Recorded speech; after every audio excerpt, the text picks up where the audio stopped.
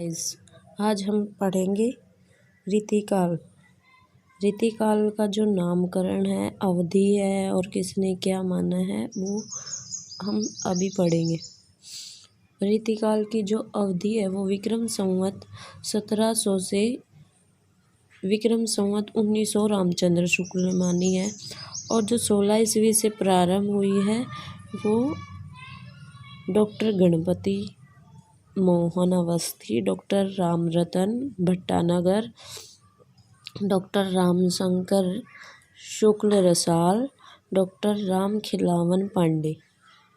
और जो नामकरण है वो किस प्रकार है, जो रीतिकाल नामकरण है वो डॉक्टर रामचंद्र शुक्ल ने माना है। अलंकृत काल इसे मिश्र बंधु ने बताया और जो श्रृंगार काल है वो रामचंद्र शुक्ल रसाल ने बताया है। अब आएगा रीतिकाल का प्रवर्तक आचार्य कि इसके रीतिकाल के जो प्रवर्तक आचार्य थे वो कौन कौन थे। चिंतामणि को रामचंद्र शुक्ल ने प्रवर्तक बताया है और केशवदास को डॉक्टर भागीरथी वह विश्वनाथ प्रताप मिश्र ने बताया है। और जो काव्य का स्वभाव है वो चिंतामणि ने रीति को कहा है और जो काव्य का द्वार है वो देव ने रीति को कहा है। ये याद रखे, देखो एक है काव्य का द्वार, एक है काव्य का स्वभाव। जो काव्य का स्वभाव है वो चिंतामणि ने बोला है रीति के लिए और जो काव्य का द्वार है वो देव ने बोला है रीति के लिए। भाषा, जो रीतिकाल की भाषा है वो रीतिकालीन कवियों की काव्य भाषा ब्रज भाषा रही है और रीतिकालीन कवियों का जो प्रिय छंद है वो छंद सवैया रहा है। सवैया छंद में ही ज़्यादातर कवियों ने रीतिकाल में अपने काव्य की रचना की है। बस इसमें ये नोट करने की छोटे छोटे पॉइंट हैं। एक तो अवधि है, फिर नामकरण है, फिर प्रमुख प्रवर्तक है, फिर भाषा है। जो इसकी भाषा है वो ब्रज भाषा रही है और जो रीतिकालीन कवियों का जो प्रिय छंद रहा है वो सवैया रहा है। बस इसमें एक ये क्वेश्चन आ जाता है कि काव्य स्वरूप रीति को किसने कहा है और काव्य द्वार किसने कहा है। इसमें कंफ्यूज नहीं होना, ये आप नोट कर ले कि काव्य का जो स्वभाव है वो चिंतामणि ने कहा है और जो काव्य का द्वार है वो देव ने बोला है। बस ये छोटा सा डिफरेंस है, जो काव्य का स्वभाव चिंतामणि, काव्य का द्वार देव। बस हमें ट्रिक से याद करना है, ट्रिक से हम याद करेंगे तो जल्दी हो जाता है। और जो रीतिकाल में कवि हैं वो 10 हैं, जो ज़्यादा इम्पोर्टेंट है वो 10 कवि हैं। वो कौन कौन से हैं देखो अभी हम बताते हैं। जो काल के अनुसार हम पढ़ेंगे तो पहले केशवदास आएंगे, बिहारी आएंगे, चिंतामणि आएंगे, भूषण आएंगे, मतीराम आएंगे, देव, घनानंद, भिखारीदास, पद्माकर और रसलीन। ये हमारे 10 कवि हैं और ये हैं हमारे सीरीज वाइज।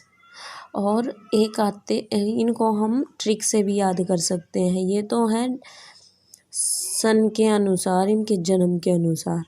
और जो हम इनको नाम में कंफ्यूज नहीं होना होता, हम इसको ट्रिक से भी याद करेंगे। अब जो केशव का है अब वो हम देखते हैं। जो जन्म है 1555 ईस्वी से 1617 ईस्वी बताया गया है और जो इनका प्रमुख ग्रंथ है वो विज्ञान गीता और जहांगीर जसचंद्रिका है। और जो बिहारी है उनका जन्म 1594 ईस्वी से 1663 ईस्वी तक माना गया है और प्रमुख इनका ग्रंथ सतसही माना गया है। जो चिंतामणि है उनका 1600 ईस्वी से 1680 ईस्वी तक और जो इनका इम्पोर्टेंट ग्रंथ है वो है काव्य प्रकाश। फिर हमारे आते हैं नंबर 4 पर भूषण। इनका जन्म है 1613 ईस्वी से 1715 ईस्वी तक और शिवराज भूषण इनका जो ग्रंथ है वो अलंकार निरूपण है। फिर आते हैं हमारे मतीराम का आता है 1617 ईस्वी से 1701 ईस्वी तक।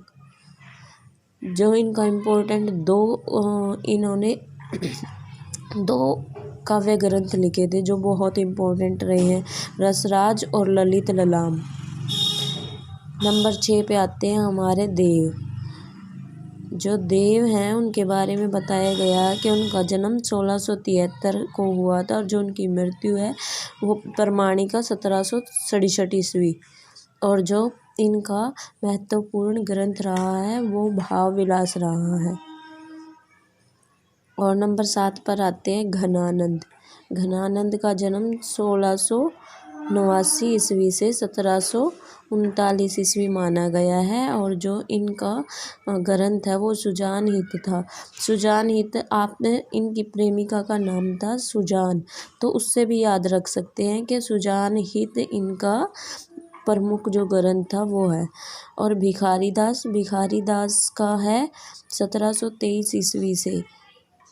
और जो इनकी मृत्यु है वो प्रमाणिक नहीं है, तो इसीलिए उसके बारे में नहीं बताया गया क्योंकि उसका पता नहीं है कुछ। जो इनके प्रमुख 2 ग्रंथ हैं, श्रृंगार निरूपण और काव्य निरूपण। श्रृंगार निरूपण और काव्य निरूपण 2 ग्रंथ हैं। पद्माकर आएंगे फिर हमारे नंबर 9 पे।